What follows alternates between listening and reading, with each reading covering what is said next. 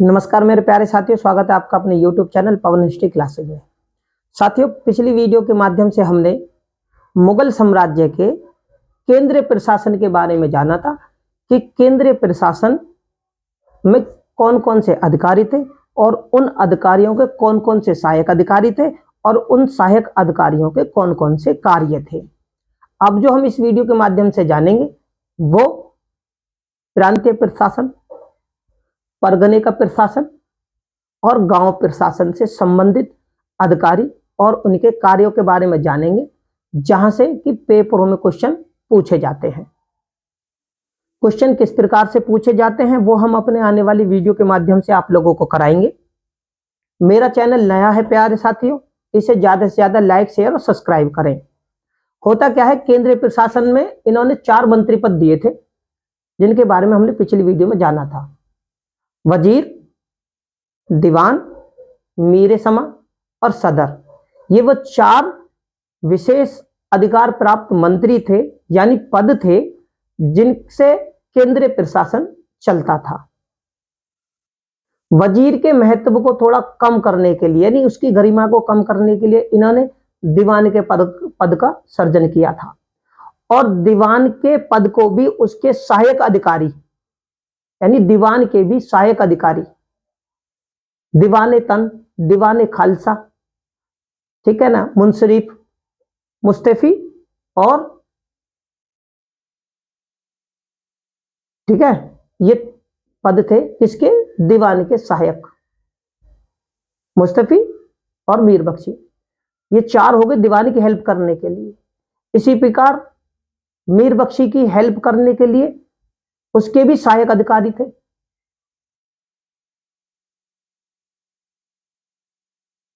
वकियाते शागिर्द, है ना, और बख्शियाते हुजूर, बख्शियाते हुजूर और बख्तियाए शाहगिर्दी सुबह, ये मीर बख्शी के सहायक थे। अब बात करें मीर समा, मीर समा के भी इन्होंने सहायक अधिकारी दे दिए। ये जितने भी शब्द मैं आपको बता रहा हूं, ये केंद्र शासन से संबंधित थे कि केंद्र शासन को इन्होंने किन किन अधिकारियों को सौंपा था और उनके क्या क्या पद थे, और उन पदों के अधीन, यानी उन अधिकारियों के अधीन भी उनके सहायक अधिकारी थे और उनके कार्यों के बारे में भी हमने पिछली वीडियो में जाना था। अब हम जो जानेंगे वो जानेंगे मुगल प्रशासन के प्रांतीय, किसके? मुगल प्रशासन के प्रांतीय प्रशासन के बारे में। ठीक है, तो मेरे प्यारे साथियों शुरू करते हैं। मुगल काल में मुगल बादशाहों ने अपना प्रांतीय प्रशासन जो है वो सूबे, यानी परगनों, सूबे, प्रांतों को क्या कहते थे मुगल काल में? सूबे। प्रांत जो थे वो सूबे थे और सरकार जो थी वो जिले थे। क्या थे? सरकार जो थी वो जिले थे। और परगने, और परगनों के, यानी परगने एक तरीके से तहसील थे, और तहसील गांव में थी, गांव में। ये 4 हो गए। अब देखो, केंद्रीय प्रशासन के बारे में पिछली वीडियो में जाना, अब हम प्रांतीय प्रशासन के बारे में जान रहे हैं। तो प्रांतीय प्रशासन जो था वो सूबे, सरकार, परगने और गांव में विभक्त था। 1580 में होता क्या है, अकबर के द्वारा इसका सर्जन किया गया था। और अब हम जानने की कोशिश करेंगे आखिर इनके सूबों की संख्या कितनी थी, तभी तो हम आगे बताएंगे। तो होता क्या है, 1580 में अकबर के पास 12 सूबे थे और आईने अकबरी के मुताबिक 15 सूबे थे। 15 सूबे क्यों थे भाई? बरार, खानदेश और अहमदनगर, ये अकबर ने जीते थे। क्यों? अकबर के पास पहले 12 सूबे थे, लेकिन बाद में अकबर ने 3 सूबे और जीते, बरार, खानदेश और अहमदनगर। तो इनको मिलाकर हो गए 15 सूबे। लेकिन अबुल फजल की आईने अकबरी में केवल 12 सूबों का वर्णन है। ये चीज महत्वपूर्ण है। अब शाहजहां के समय में क्या होता है, अकबर के बाद जहांगीर के समय में भी जहांगीर ने एक सूबा जीता था कांगड़ा का, और कांगड़ा सूबा किस में था? मुल्तान में। तो सूबा कोई परिवर्तित ही नहीं हुआ, क्योंकि वो अकबर के समय में भी था। तो जहांगीर ने एक जीता, उसे मुल्तान में ही उसकी बढ़ोतरी, मुल्तान के क्षेत्र को बढ़ा दिया, तो सूबा नहीं बढ़ा, उसका क्षेत्र बढ़ गया। तो उसमें भी परिवर्तित रहे, पूर्ववर्तित ही रहे, यानी 15 सूबे अब उसके समय में भी थे जहांगीर के। बात करते हैं शारजहां। शारजहां के में भैया 3 सूबे बढ़ गए, 18 सूबे हो गए। भैया 18 सूबे कौन से हो गए? 15 सूबे तो थे अकबर और जहांगीर के समय में।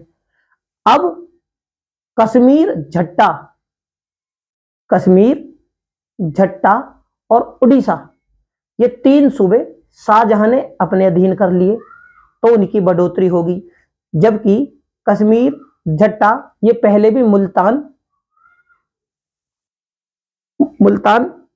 और कश्मीर के पहले भी ये सूबे थे, लेकिन उस बाद में विद्रोह के बाद आजाद हुए, फिर इन्होंने बढ़ा दिए, तो इन्हें सूबे में मिला लिया गया। ठीक है, तो 18 सूबे हो गए। अब औरंगजेब के समय में क्या होता है? शारजहां के समय में हमारे 18 सूबे थे, औरंगजेब के समय में हो गए 20 सूबे। कहीं कहीं पर देखो 21 भी मिलते हैं, मैं इसलिए दोनों ही चीजें बता के चल रहा हूं। 20 सूबे थे। अब भैया 20 क्यों हुए? क्योंकि शाहजहां के समय में 18 थे, शाहजहां के समय में 18 हो गए, लेकिन 1686 में गोलकुंडा और 87 में बीजापुर, बीजापुर और गोलकुंडा। बीजापुर 1686 में, 87 में गोलकुंडा, दोनों को जीतने के बाद में इसने 2 सूबे, उन्हें सूबे बना दिया। तो 18 और 2 हो जाते हैं 20, लेकिन कहीं कहीं पर 21 भी मिलते हैं। तो औरंगजेब के समय में सूबों की संख्या हो जाती है 20, कहीं कहीं पर 21। अब देखो, अब जो ये सूबे बने तो इसके सूबेदार भी थे, अधिकारी तो होता ही। तो इसके अधिकारी कौन थे? अकबर के समय में इसके गवर्नर को, यानी इसके अधिकारी को सिप्पे सलार कहा जाता था। सूबेदार को क्या? सिप्पे सलार कहा जाता था। लेकिन उसके उत्तराधिकारियों में अकबर के समय में, याद रखना यहां से क्वेश्चन पूछे जाते हैं, यहां पे थोड़े विद्यार्थी परेशान भी होते हैं। अकबर के समय में सूबे के गवर्नर यानी उसके अधिकारी को सिप्पे सलार कहा जाता था, सिप्पे सलार। लेकिन उसके बाद में जो उसके उत्तराधिकारी आए तो उनके समय में क्या हो गया?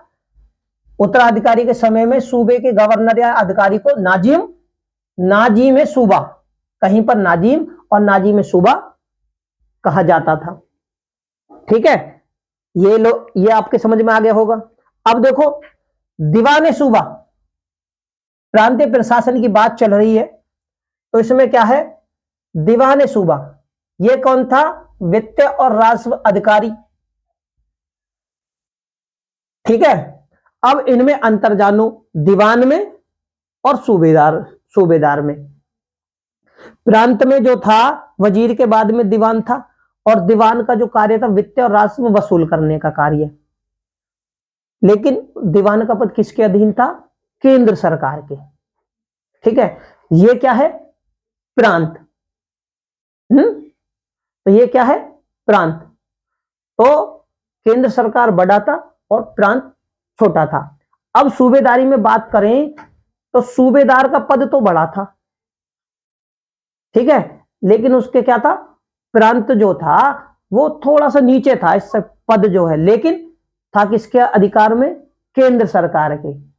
और ये जो सूबेदार था, प्रांत का सूबेदार, वो क्या था? एक तरीके से राज्य सरकार और केंद्र सरकार। तो दीवाने सूबा जो था वो केंद्र सरकार का आदमी था, और सूबेदार ये राज्य सरकार का, एक तरीके से।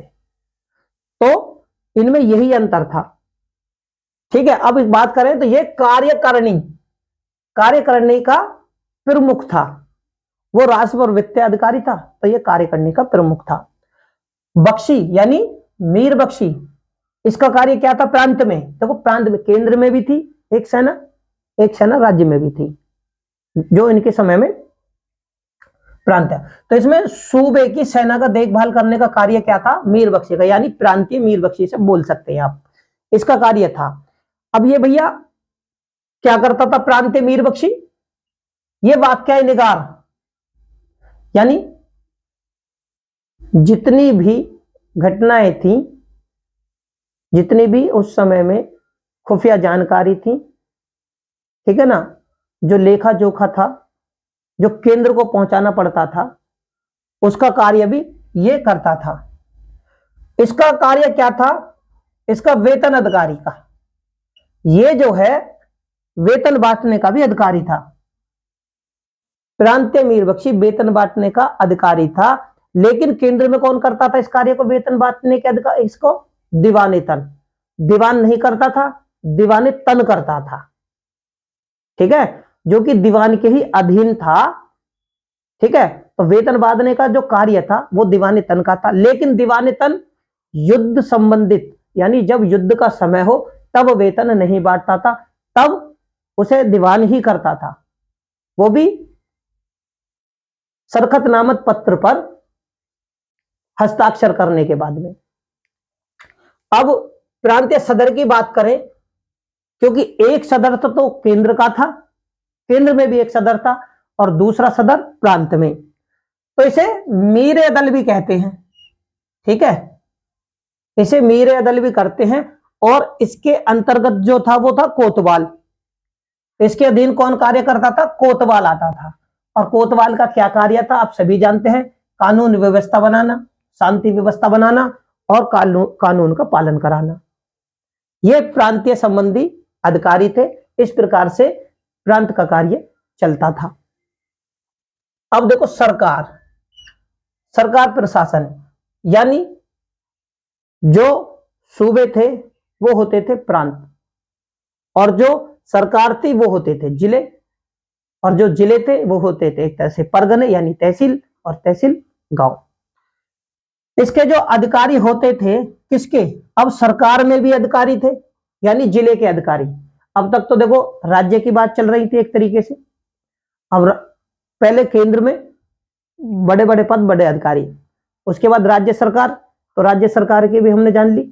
अब आ गई जिले की सरकार, जैसे एक डीएम के अंतर्गत कौन कौन से अधिकारी होते हैं, अब बात चलती है उनके बारे में। तो जो अधिकारी थे फौजदार, अमिल, कोतवाल और काजी, ये थे 4 अधिकारी प्रांतीय सरकार में।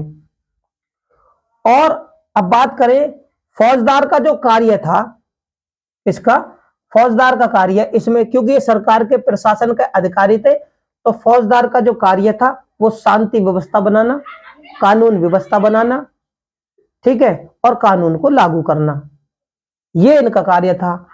और ये अमल गुजार की भी सहायता करता था। और अमल गुजार कौन था इसमें? अमल गुजार वित्तीय अधिकारी था, जो कि खालसा भूमि का, एक तो वित्तीय अधिकारी था, यानी व्यवस्था करना, पैसा का, पैसा बंदोबस्त करना, किसमें कितना आना है कितना जाना है, इसका सारा ब्यौरा रखते थे। खालसा भूमि का जो निरीक्षक और अधिकारी था वो भी मालगुजार था, ये खालसा भूमि के भी राजस्व को इकट्ठा करता था, जो उस भूमि से कमाई होती थी, पैसा बनता था, उसे भी ये इकट्ठा करता था, ठीक है ना। इसके अधीन, अब देखो मालगुजार के अधीन भी क्या था, एक वितक्षी, वितक्षी था, जो कि लिपि था, यानी कागजी कार्रवाई करने वाला अधिकारी वितक्षी था मालगुजार के अधीन। और एक दीवान के अधीन, केंद्र सरकार में भी था, अब राज्य जिले सरकार में भी। कोतवाल जो था, कोतवाल जो था, इसकी नियुक्ति कौन करता था? इसकी नियुक्ति मीर आतिश के द्वारा होती थी। कोतवाल की जो नियुक्ति होती थी वो मीर आतिश के द्वारा होती थी। मीर आतिश इसका निरीक्षण करता था, परीक्षण लेता था, उसके बाद में इसकी नियुक्ति होती थी। अब कोतवाल का और भी कार्य थे। कोतवाल के क्या, कोतवाल न्याय संबंधी मामले निपटाता, फौजदारी संबंधी भी मामले निपटाता था। तो इसकी जो कचहरी लगती थी, उस कचहरी को क्या कहते थे? चबूतरा। उस कचहरी को बोलते थे चबूतरा, कि भैया इनकी जो यहां पर चबूतरे पे लगेगी। अब खजानदार, इसके नीचे कौन था? यानी जिले प्रशासन में अब आता है खजानदार का नंबर।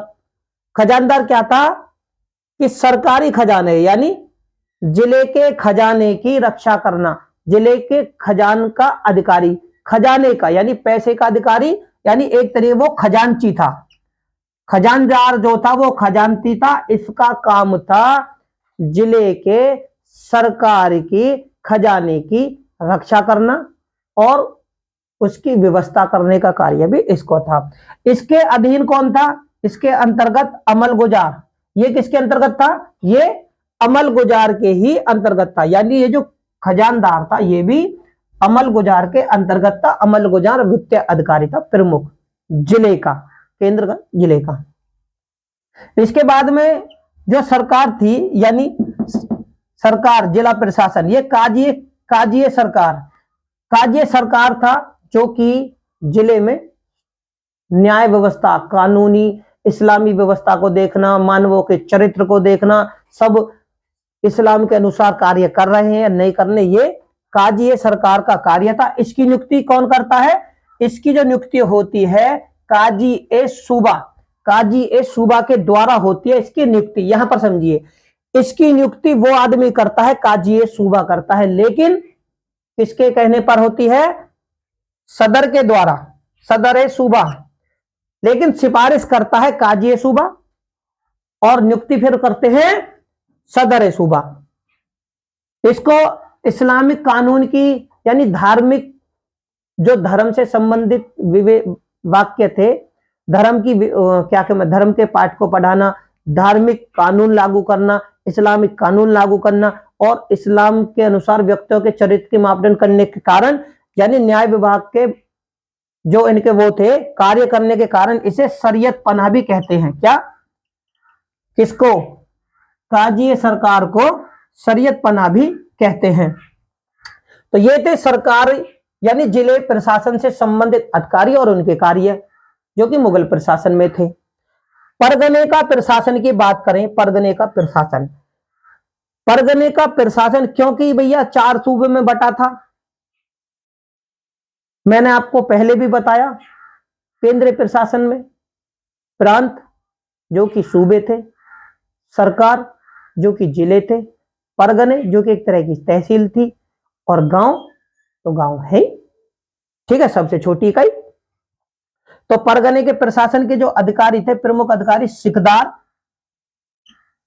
फौजदार, यानी कि फौजदार भी, इसे कहीं कहीं पर फौजदार है तो कहीं कहीं पर फौजदार है, दोनों ही बता दिए। उसके बाद कानून गो और कारकुन और सिकदार, ठीक है। तो ये 4 अधिकारी थे। अब ये कौन से हो गए भैया? परगने के अधिकारी। देखो, जिले के अधिकारी और उनसे संबंधित घटनाएं, प्रांतीय प्रशासन से संबंधित अधिकारी और उनकी घटनाएं और उनके कार्य, मैंने अभी जानकारी दी। अब देखो, परगने से प्रशासन से संबंधित है, तो ये 4 अधिकारी थे। सिकदार, सिकदार, अब इसमें देखो, जिस प्रकार यहां फौजदार का जो कार्य था, शांति व्यवस्था बनाना, न्याय व्यवस्था बनाना, कानून का पालन कराना, इधर फौजदार का काम था, तो इधर ये किसमें था? ये जिले में था। अब परगने की बात है, तहसील में, तो ये सिकदार का काम है। सिकदार का काम था शांति व्यवस्था बनाना, कानून व्यवस्था बनाना और राशि की वसूली करना, राशि की वसूली करना, और इस वसूले अमिल की, अमिल राशि की वसूली करना और इस वसूली में अमिल की सहायता भी करना, इसके ये कार्य थे सिकदार के। अमिल कौन था भाई? अमिल जो था वो वित्तीय अधिकारी था।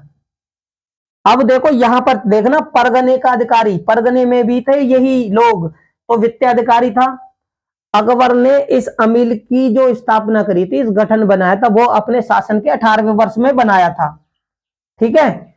तो अमिल अकबर के समय में था, लेकिन शाहजहां के समय में, यहां पर समझना, शाहजहां के समय में क्या हुआ? परगने का जो अधिकारी था भाई, ठीक है ना, तो यहां पर परगने का जो अधिकारी था, ये जो परगने का अधिकारी, यहां पर अमिल था जो वित्तीय अधिकारी था, लेकिन शाहजहां के समय में परगना अमिल नियुक्त किया गया।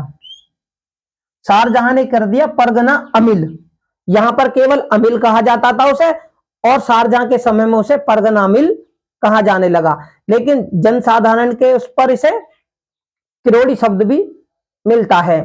अब कानून गो, कानून गो कौन था भैया? कानून गो प्रांतीय शासन के अंतर्गत कानून गो जाता, वो पटवारियों का प्रधान था, ठीक है, जैसे आज के आधुनिक समय में पटवारी होते हैं और पटवारियों के ऊपर कानून गो होता है ना, उसी प्रकार ये कानून गो भी उस समय पटवारियों का प्रावधान था। ठीक है, पटवारियों का काम क्या था भैया? कागजी कार्रवाई, ग्रामीण क्षेत्र के जितने भी कागजी कार्रवाई थे उनकी लिपि तैयार करना, कागजों को तैयार करना, ये कार्य थे इनके। अब जो इसको क्या मिलता था है, इसको 1% अमिल को 1% मिलता था। ठीक है ना, 1% यानी जो भी राजस्व था उसका 1% मिलता था, उसको बोलते थे दस्तूरी के दस्तूरी। जो अकबर के समय में जैसे 1 करोड़ का 1% मिलता था 25,000 रुपए उस समय में, अकबर के समय में, तो उसको कहा जाता था, जो इन अमीलों को और कानूनगो को मिलता था वो था दस्तूरी के रूप में मिलता था। ठीक है ना, और इसी दस्तूरी के रूप को क्या कहते थे? नानाकार। यानी जो परगने में मुगल प्रशासन के अधिकारी इसके राजस्व को 1% देते थे, अमिल को 1% देते थे, तो वो था दस्तूरी।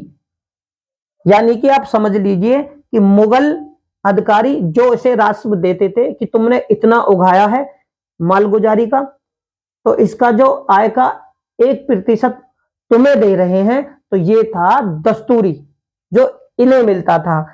और जब इन्हें मिल जाता था तो मिलने के बाद उसका क्या नाम बनता? उसका नाम बनता था नानाकार।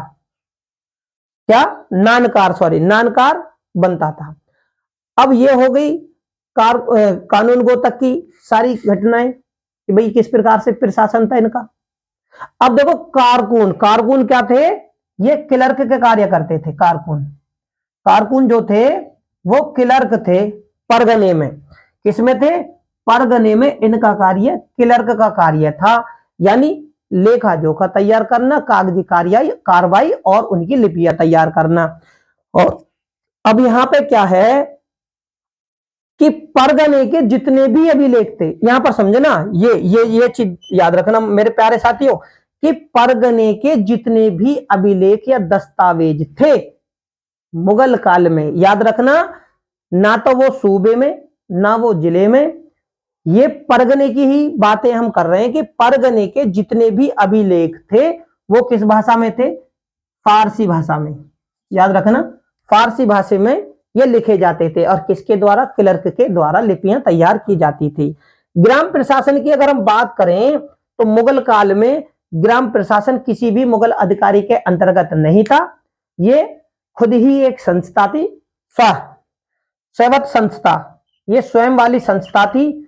और एक तरीके से इसका जो कार्य था वो ग्राम पंचायत के अंतर्गत आता था। क्या?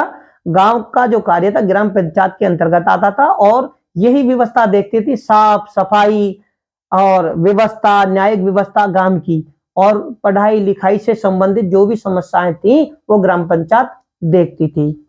इसका प्रधान क्या था? इसका जो अधिकारी था ग्राम प्रशासन का, तो ग्राम प्रधान, खुद, मुकद्दम और चौधरी, ये वो गांव के सम्मानित व्यक्ति थे जिनको ये पद ग्राम प्रशासन के अंतर्गत दिया जाता था। यानी अधिकारी, ग्राम प्रशासन का जो अधिकारी था ग्राम प्रधान, उसे खुद भी बोलते हैं, उसे मुकद्दम भी बोलते हैं और उसे चौधरी भी बोला जाता है।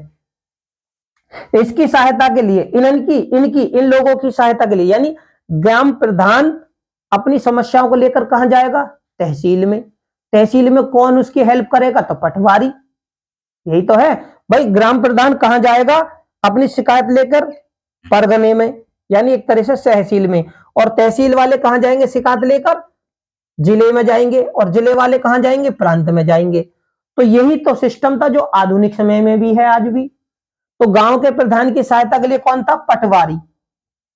और पटवारी को राजस्व का 1% किस रूप में मिलता था? इसको भी ये दस्तूरी के रूप में, इसे भी दस्तूरी के रूप में 1% मिलता था। अब इनके अंतर्गत, यानी ग्राम प्रशासन के अंतर्गत आने वाले जो गांव थे, क्या ग्राम प्रशासन के अंतर्गत आने वाले गांव को क्या कहते थे?